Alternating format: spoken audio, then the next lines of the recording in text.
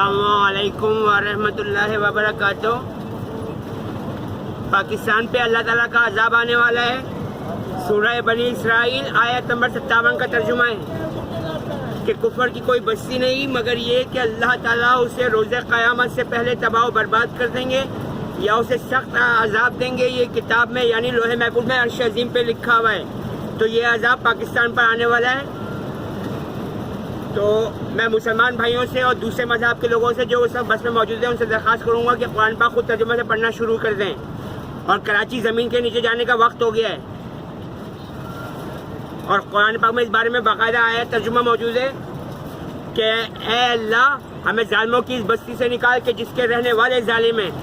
اور اپنی ہی طرف سے ہمارا کوئی حامی اور اپنی ہی طرف سے ہمارا کوئی مددگار مقرر فرما۔ تو جو مومن مسلمان ہیں وہ تو اللہ کی راہ میں لڑتے ہیں، اور جو شیطان کے پجاری ہیں اور شیطان کے مددگار ہیں تو وہ شیطان کے لیے لڑتے ہیں۔ تو تم شیطان کے مددگاروں سے لڑو اور ڈرنا مت، بے شک شیطان کا داؤ کمزور ہوتا ہے۔ اور یہ کہ پاکستان کی خفیہ ایجنسی ISI اس کی رپورٹ ہے کہ عمران خان جو یہودی ہے اس سے میرے بارے میں قرآن پاک کی سورہ نور سے آیت غائب کروائی ہے، اور میں بطور صحافی ISI پاک فوج کے لیے اور آرمی چیف جنرل حافظ سید عاصم منیر احمد صاحب کے لیے بطور صحافی رپورٹر جرنلسٹ کام کرتا ہوں، اور میری ویڈیوز یوٹیوب پر موجود ہیں۔ محمد فردین ایم سے محمد اور فردین FARDEEN ایم فردین اور فردین سلطان، دو نام ہیں میرے یوٹیوب پر۔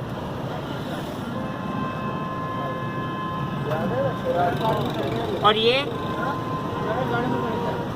کہ یہودیوں نے پیپسی کوک میں ہارپک کا تیزاب شامل کیا ہے اور شراب ملائی ہے، اور میرا تعلق بھی یہودی خاندان سے ہے جس میں میرا قصور نہیں ہے۔ اللہ تعالیٰ نے اس بات کا جواب قرآن پاک میں دے دیا ہے، کن فیکون۔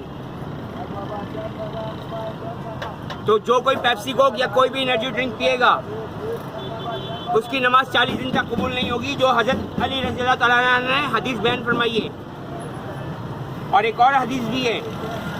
کہ اگر کسی دریا میں شراب کا ایک قطرہ گر گیا تو حضرت علی رضی اللہ تعالیٰ عنہ اس دریا سے اپنی بکری کو پانی کا ایک قطرہ تک پلانے کے روادار نہیں ہوں گے۔ یعنی کہ داماد رسول محمد مصطفیٰ صلی اللہ علیہ وسلم کو شراب سے اتنی نفرت تھی، یعنی حضرت علی رضی اللہ تعالیٰ عنہ کو۔ اور یہ کہ پاکستان میں را اور موساد کا یعنی بھارت کا اور اسرائیل کا سب سے بڑا نیٹ ورک جمہوریہ colony, Hazara colony, railway colony, defence garden A market میں ہے، اور میں وہیں رہتا ہوں، اور میرا ایک گھر جہانگیر روڈ پر بھی ہے۔ اور یہ کہ خان لیاقت علی خان کو اور محترمہ فاطمہ جناح کو شہید کرنے والی ان کی اپنی بیوی رائنا لیاقت علی خان تھی، اور رائنا لیاقت علی خان قرآن پاک کی آیت ہے۔ قرآن پاک کی آیات کا ترجمہ ہے کہ رائنا نہ کہا کرو، انظر نہ کہا کرو۔ تو جب یہودی رائنا کہنے پر اڑے رہے تو اللہ تعالیٰ نے ان کے اس کہنے کے سبب ان پر لعنت کر دی، اور قرآن پاک کی اس آیت سے صاف واضح ہو رہا ہے کہ یہودی ہر حالت میں لعنت زدہ قوم ہے، مگر وہ یہودی جو حضرت محمد مصطفیٰ صلی اللہ علیہ وسلم کو خاتم النبیین تسلیم کر کے دنیا سے جائیں گے۔ اللہ تعالیٰ نے ان کے بارے میں قرآن پاک میں کہا ہے کہ ان یہودیوں کو، ان عیسائیوں کو، ان ستارہ پرستوں کو جنت میں ڈالوں گا جو شرک نہیں کریں گے، جو آخری نبی الزمان محمد مصطفیٰ صلی اللہ علیہ وسلم کو آخری نبی مانیں گے، جو روز آخرت پر ایمان لائیں گے، اور جو اس پاک اور اچھی کتاب یعنی قرآن پاک کی پیروی کریں گے، ان کے لیے جنت ہے۔ اور یہ کہ پھر قرآن پاک میں بھی اس حوالے سے ایک اور آیت موجود ہے کہ اللہ تعالیٰ قرآن پاک میں آخری نبی الزمان محمد مصطفیٰ صلی اللہ علیہ وسلم سے ارشاد فرما کر کہہ رہے ہیں کہ پیارے نبی محمد مصطفیٰ صلی اللہ علیہ وسلم ان سے کہہ دیجئے کہ دین اسلام کی ہدایت ہی اصل ہدایت ہے۔ تو یہودی پاکستان میں مسلمان کے بیس پہ، عیسائی کے بیس پہ، ہندو کے بیس پہ موجود ہیں، اور جب تک میرے مومن مسلمان بھائی قرآن پاک خود ترجمے سے نہیں پڑھیں گے کبھی بھی اصل دین اسلام پر واپس نہیں آ سکتے۔ اس کے لیے ان کو قرآن پاک خود ترجمے سے پڑھنا پڑے گا، اور قرآن پاک میں اس بارے میں واضح آیا ترجمہ موجود ہے کہ اللہ تعالیٰ قرآن پاک میں ہمارے آخری نبی الزمان محمد مصطفیٰ صلی اللہ علیہ وسلم سے ارشاد فرما کر کہہ رہے ہیں کہ محمد مصطفیٰ صلی اللہ علیہ وسلم جب کسی کو نصیحت کیا کیجیے تو قرآن پاک سے کیا کیجیے. تو یہودیوں نے جو پاکستان میں مسلمان کی بحث میں بڑے بڑے علماء کرام یہودی نکال آئے جو ISI کی رپورٹ ہے, تو انہوں نے مسلمانوں کو قرآن پاک ترجمہ سے پڑھنے سے روک دیا ہے,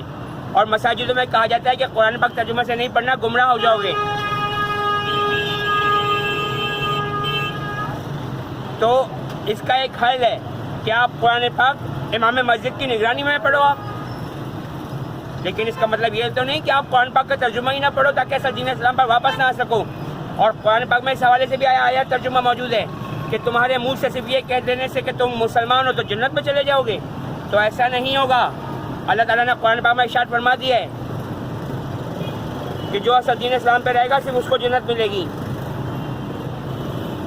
اللہ تعالیٰ امت مسلمہ کو اپنی پناہ میں رحمت میں حفاظت میں رکھے, اور دوسرے مذہب کے بے گناہ مردوں عورتوں بچوں بوڑھوں کو بھی. آمین یا رب العالمین ارحم الراحمین. اللہ حافظ.